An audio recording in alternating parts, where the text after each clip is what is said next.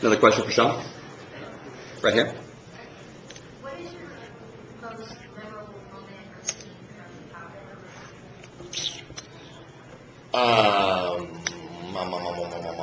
You know, that's there's a lot of them in that film.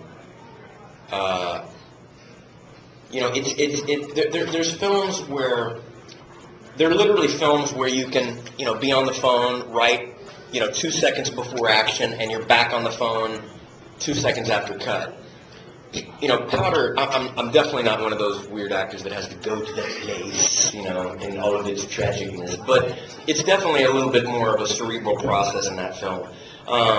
You know, pretty much everything that took place in the basement was pretty memorable for me. You know, the deer scene was pretty memorable for me. There's really, when you ask me, you know, what are the defining moments for me? That's definitely one of the movies, and the reason it's one of the movies is because kind of I'm proud of every frame in that film, you know, and it's really special to me as well. I'm not just proud because I think I look cool or something like that. It's just I like everything about that movie, and every scene, the way it's constructed, the composition, the cinematography. I really enjoy it, even as a fan, looking back at it, you know. Right here. It's cool, man. I mean, he's a regular dude, you know. He really is. I mean, the question I always get is like, what was it like working with Christopher Walken, and what was it like working with Willem Dafoe?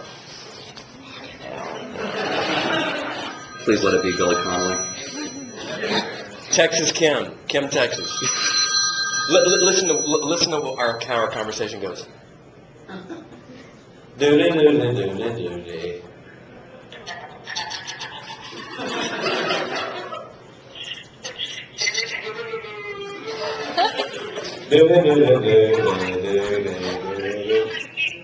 Hey Lou, let me call you back. I'm doing a question and answer right now. Let me call you back. All right, bye. That was the Reverend Kim, Texas. She was my next door neighbor since I was 6 years old. True story. I'm sorry. Where were we? Dafoe. Yeah, the questions were always like, what's it like working with Walken? What's it like working with Dafoe? Same thing. It's like they're character actors that have a unique way about them. And more specifically, Christopher Walken. He's got a very interesting cadence in his speech. And he places pauses where none of us that have been raised quite similarly put pauses. But if you transcribe what he's saying the exact same thing. Like, you know, you're bizarre, you're weird. I mean, you're strange even in the way you dress. When he goes, you're bizarre, weird, strange, even the way you dress. And that shit's weird, man. But if you write it down, he's just saying the way that I said it the first time. But that just tells you it's two separate fucking things. We go through the line at catering, and I'm like, oh, macaroni and cheese. He's like, I'll have macaroni and cheese. And you're like, whoa, dude. Where did that come from? So really, he's a normal cat, but it takes a while to get past those weird fucking pauses, man. He says something and you're like,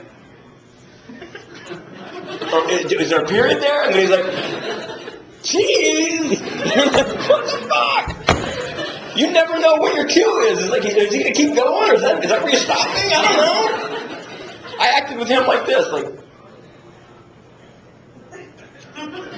well, no fucking idea when the guy was going to stop. But no, they're both really normal cats. You know, they just have a very interesting set of mannerisms, and I think that's what makes them, you know, very watchable and you know, entrancing when they're on screen. Right here. The deal with Overnight,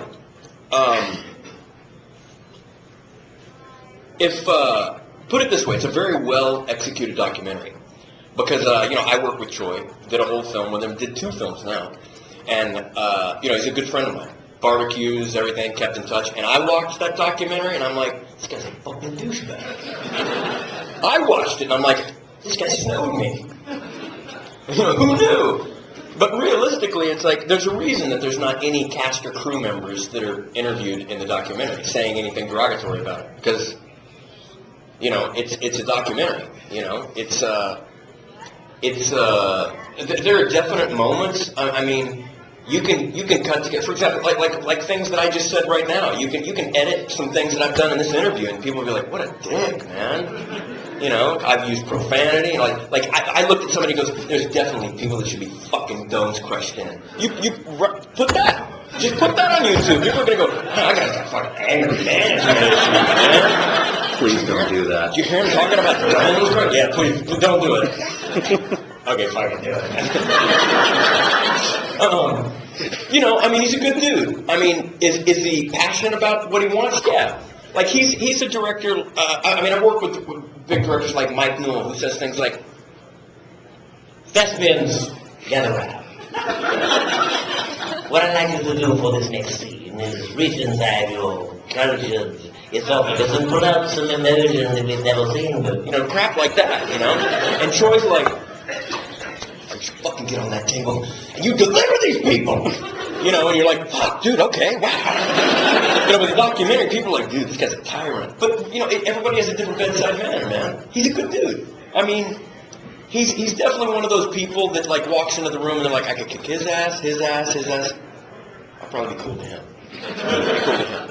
You know, and I was one of those cats who's like, be cool to him. You know, I mean, we get along. I can't say a negative word about the cat. Is he abrasive to some people? Yeah, so am I, you know?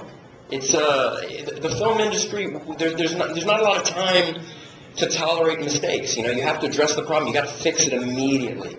You can't, you know, if you wanted blue shirts and they showed up with pink, you can't go, "Oh, it's going to be okay. We'll make it work." You can't do that. You know, neither can a doctor go, "We were supposed to take out the aorta. Fuck it, ventricle. Come on, we'll make it work." You can't do that, you know? So he's a good dude, man. I mean, it's a well-executed documentary. It works, you know? But if you look at it as well, like in the credits that come up at the end, it's like, Boondock went on to modest video success. It's like, really? Really? Fucking every studio wants that kind of modest success, man. You know? So, I don't know.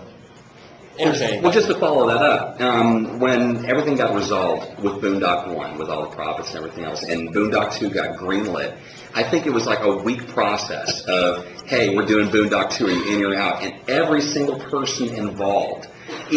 Well, okay, is there anybody here who has not seen Boondock 2?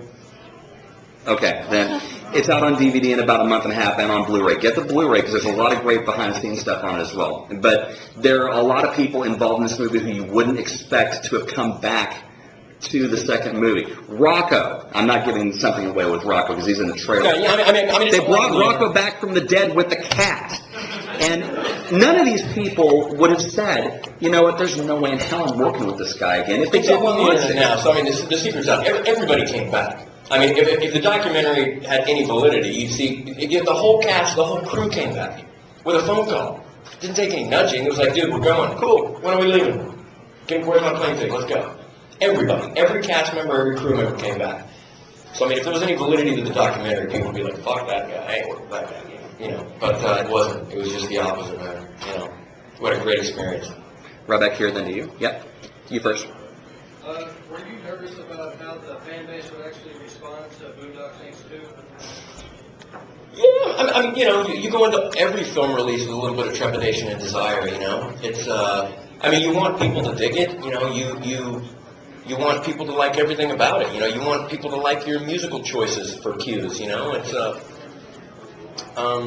It's no different than any other film. With this one a little bit because we kind of had to live up to people's expectations of the first one, you know? So it's not like it's a fresh release. So you know, we wanted to do it right, you know, and make no mistake, there's a lot of studios that wanted, you know, some different things going on there, but we stuck to it and we put the people in where we wanted them, and I think we made a film that lives up to being a good sequel to the first one.